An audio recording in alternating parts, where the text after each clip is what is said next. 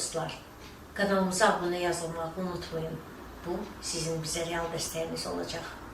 Qani dostlar, kanal Xyu подал, am kişiyin gerekiyor. Юлия Волмир, яры дюгмедалились. Им чупата чазурба кмекшеда. Дорогие друзья, не забудьте подписаться на наш канал.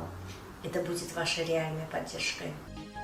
Doğma yurdu qarış-qarış gəzmək, onun gözəlliklərinin seyrinə dalmaq kimi cəlb edici nə ola bilər? Dəfələrlə olduğumuz Quba rayonunun Qırız kəndinə bu dəfə həyat yoldaşım Mübarizlə qurqura baş çəkmək niyyəti ilə yola düşürük. Ötən səfərlərimizə köhnə yolla çətinliklə getdiyimiz yadımızdadır.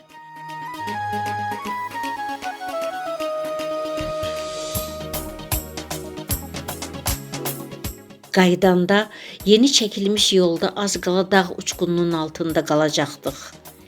Möcüzə nəticəsində fəlakətdən qurtulub yenidən köhnə yola üz tutmuşduq. Bu dəfə bələdçimiz Qusarlı Dağlar vurğunu Mövlüd Əzizovun məsləhəti ilə Quba Susay istiqamətində çəkilmiş asfalt yolla həmin kəndə yola düşdük.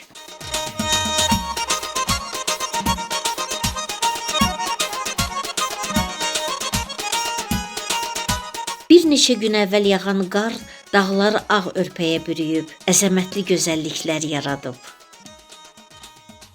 Qırız kəndi Quba rayonunun ərazisində, Ağdağın ətəyində, dəniz səviyyəsindən 2050 metr yüksəklikdə Qudiyal çayın sahilində yerləşir. Bura Azərbaycanın ən çox qar düşən yaşayış məntəqələrindəndir.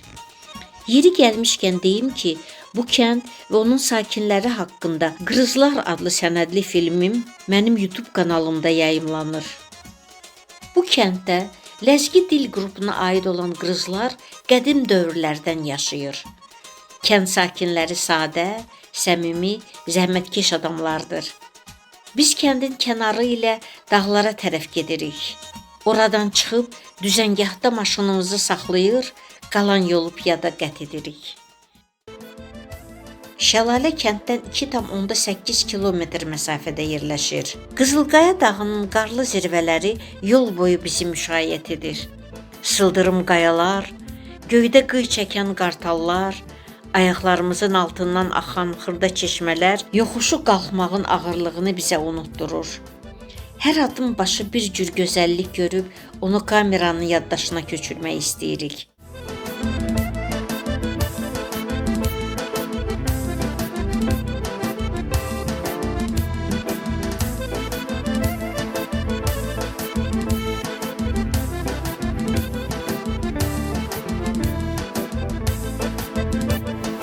Gürültü səsi bizə şəlalənin yaxınlıqda olduğunu xəbər verir. Amma dağlar təkcə gözəlliklərlə deyil, yaratdığı gözlənilməz təhlükələrlə də tanınır. Qarşıda dağ uçqununun yaratdığı qorxunc mənzərə var. Sağ tərəfdəki nəhəng qaya qopub mağaranın yanına düşüb parça-parça olub. Nə yaxşı ki, mağaranın yolunu kəsməyib. Biz həmin daşların üstündən keçib həsrətində olduğumuz gözəlliklə görüşə tələsirik.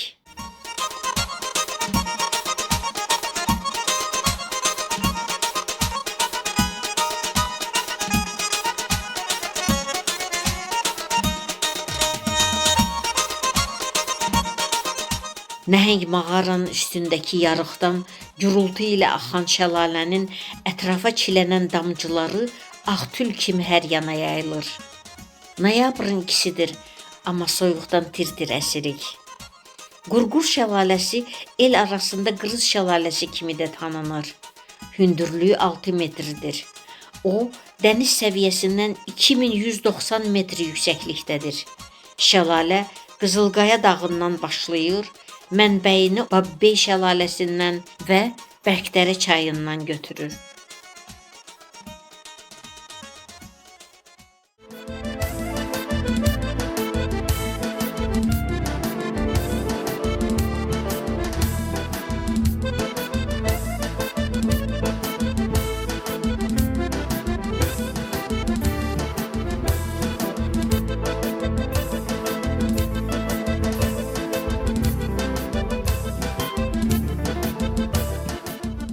Şəlalənin əmələ gətirdiyi çayın göz yaşı kimi duru sularının qıvrıla-qıvrıla axmasına tamaşa etməkdən doymursan.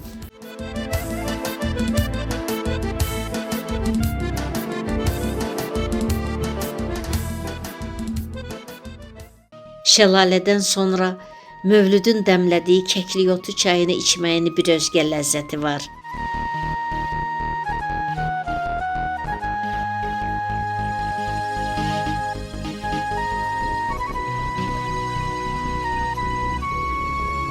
Bir qədər dincimizi alıb geri qayıdırıq.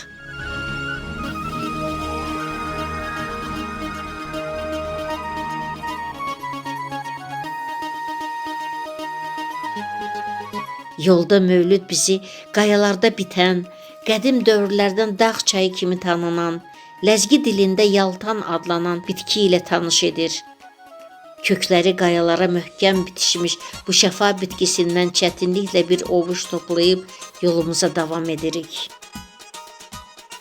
Azərbaycanda öz füsunkar gözəllikləri ilə insanı heyran edən təbiət lövhələri arasında Qırız şəlaləsinin, Qurqurun özünə məxsus yeri var. Bu dağlar gözəlini bir dəfə görən heç vaxt yadından çıxarmaz.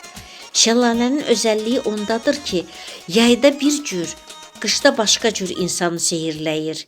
İsti aylarda onun gurultu ilə axan dumduru suyu zümrüd rənginə çalır.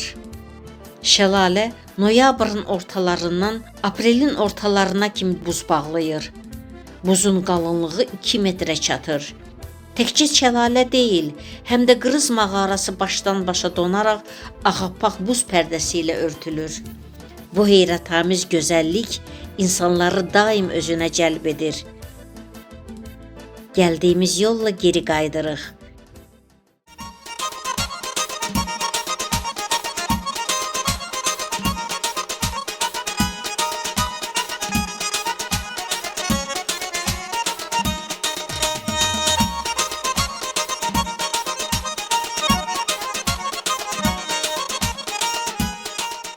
Kənd sakinlərindən kiminsə səxavətlə, zövqlə düzəltdirdiyi talvarın altında dincəlib, bir tikə çörək yeyib geri qayıtmağa tələsirik. Çünki hava birdən-birə tutulub, duman dörd tərəfi bürüyüb.